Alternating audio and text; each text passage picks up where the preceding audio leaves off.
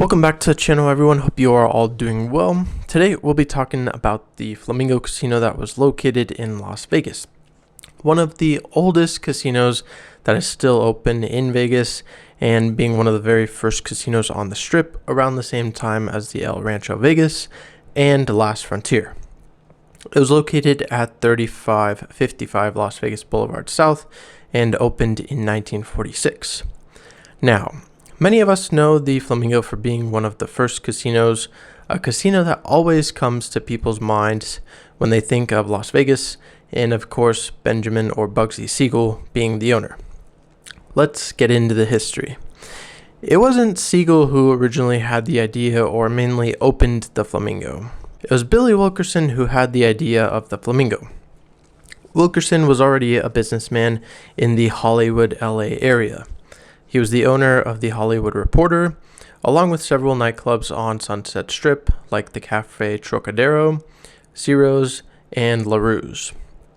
The idea of the Flamingo was to build a European resort with 250 rooms, a spa, health club, golf course, showroom, and restaurants.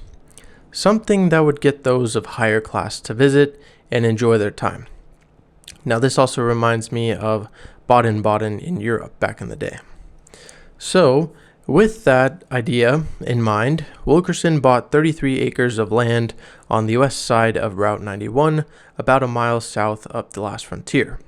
George Vernon was hired to design the casino and hotel that would meet Wilkerson's expectations. Materials at this time were expensive because it was the end of World War II, so Wilkerson ran out of money relatively quickly. In steps Benjamin Siegel. At this time, he was in California doing some Hollywood stuff, and he also ran a national horse race wire service. He was also in the casino business before the Flamingo by owning a piece of all the gambling ships that operated 3 miles off the Southern California coast, like the SS Rex off the coast of Santa Monica.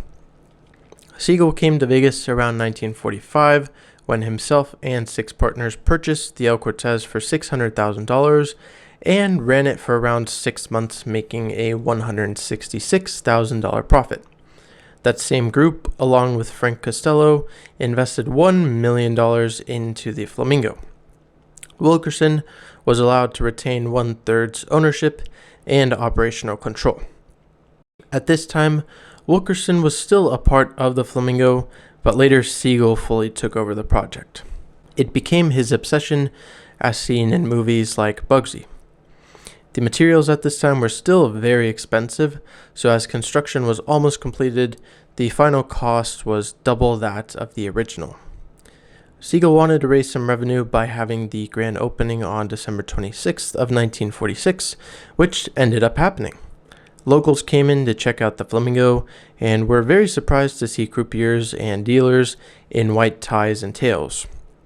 Now, I don't think it was exactly what people were expecting it to be like, or it was a little too high class. Along with that, it didn't go perfectly. There was lots of construction noise going on. The first AC system in Vegas had collapsed, leaving the inside very hot, and those that came to gamble didn't have rooms, so they took their winnings and went to another casino where they could stay. Entertainment found opening night included Jimmy Durante, Tommy Wonder, and many others. The first week of being open, the Flamingo lost $300,000, and after 2 weeks, it closed down to reopen when it was fully finished on March 1st of 1947. The building layout was very interesting, being asymmetrical and having 2 wings bridged by a long horizontal wedge of wood floating over a glass entry. The room wing was a 3-story building which stepped up to a 4th floor that was Siegel's suite. Into the end of 1946, tensions and costs were getting tough between Siegel and Wilkerson, and Siegel ultimately wanted Wilkerson to be fully out of the Flamingo, which then happened in April of 1947.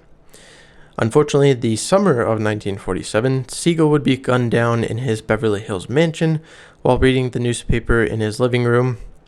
He only got to see the Flamingo, which was his dream project, run for almost a year before passing away, and it's been said that almost the minute that Siegel passed away, Mo Sedway, Morris Rawson, and Gus Greenbaum walked into the Flamingo and stated that they were taking over. At this time, Greenbaum, Sedway, and Lansky met with El Rancho Vegas owners Resnick and Adler to arrange the new partnership at the Flamingo. Numbers were talked about for a while before they finally agreed with each other. This was when the Flamingo started to get the idea of being a mob-ran casino, or the mobster's dream. The Flamingo was doing so well that in February of 1949, it secured a permit to expand the resort, and it would be around $68,000. The first movie it was found in was My Friend Irma Goes West, starring Dean Martin, which hit theaters in 1950. And moving into 1953, the original entry signs were torn down. The Flamingo name would be placed on the side of the front of the casino, along with a 10-story cylindrical sign covered with animated neon circles that blinked on and off in an upward motion like champagne bubbles. Greenbaum would sell the Flamingo in 1955 to a group of 30 local investors headed by former El Rancho Vegas owner Thomas E. Hull. In the late 1960s, Kerkorian would take over the Flamingo as he was starting to get his foot into the casino game in Las Vegas. A $2.5 million renovation was in store, which included a 300-seat theater with a $50,000 sound system. They expanded the casino, and it was starting to get closer to the sidewalk.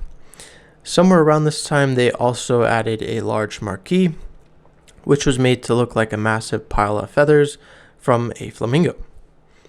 Then the original Flamingo would close in 1970. At this time, there was also a casino named the Flamingo Capri that was located at 3535 Las Vegas Boulevard South that would later turn into the Imperial Palace after closing in 1979. During the 1970s was a pivotal point in Las Vegas. This was the time when many larger corporations were starting to get into Vegas. Corporations like Hilton and Holiday Inn were moving in and purchasing these casinos like the Flamingo in 1970, changing the name to Flamingo Hilton. At this time, the original casino was completely torn down and a new one was built to introduce this new era of life. In 1975, a new facade was added to the entrance, and this is what you saw at the front. A large pile of animated flamingo feathers that were topped with bulbs. A new hotel tower was added in 1977, along with an upgrade to the neon marquee, and into 1980, another expansion to the 1977 tower was made. They added a second tower next to it, which was expanded yet again in 1982, making room for more and more people to explore what the Flamingo Hilton was about, and showing that Las Vegas at this time was growing very, very quickly. Similar things were happening with the International Hilton, Holiday Casino, and others. In 1987, the neon plume sign was removed to make way for a new expansion for the hotel. And in 1994, a $130 million renovation happened. A wildlife habitat was opened that included penguins, parrots, ducks, swans, and, of course, flamingos. Then, moving into 2000, the Flamingo Hilton would close its doors, and the Flamingo Hotel and Casino, which is open today, would open.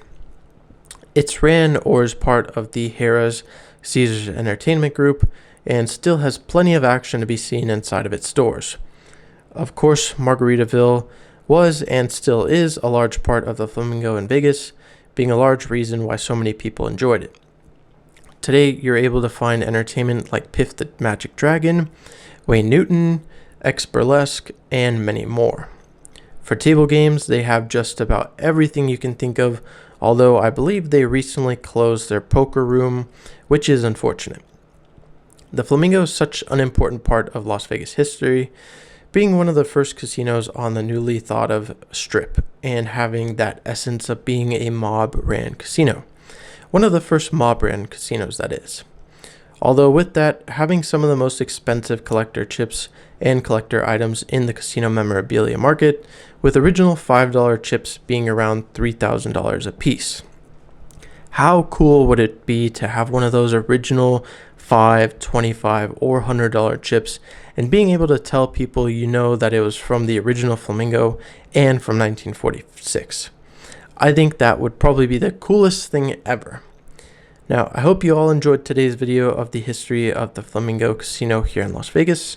If there's anything I missed, or if you have any information that I didn't mention, please put it down in the comments. Let's share this video with friends and family, and thanks for watching as always. I'll see you guys in the next one. Peace.